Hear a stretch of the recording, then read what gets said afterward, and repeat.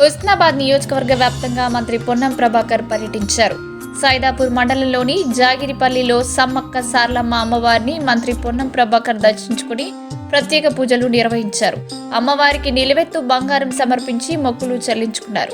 అలాగే భీమదేవరపల్లి మండలం ముల్కనూరులోని సమ్మక్క సార్లమ్మ అమ్మవారిని దర్శించుకుని అమ్మవారికి నిలువెత్తు బంగారం సమర్పించి మొక్కులు చెల్లించుకున్నట్లు మంత్రి పొన్నం ప్రభాకర్ తెలిపారు. భక్తుల మనోవిశ్వాసం, మన సాంప్రదాయం అమ్మవార్లకు గౌరవప్రదంగా గత 44 సంవత్సరాలుగా అమ్మవారిని కొనసాగుతూ వస్తుందని అన్నారు. అలాగే హుస్నాబాద్ పట్టణంలోని ఎల్లమ్మ చెరువు కట్ట వద్ద సమ్మక్క సార్లమ్మ అమ్మవార్లను మంత్రి పొన్నం ప్రభాకర్ దర్శించుకుని మొక్కులు చెల్లించుకున్నారు.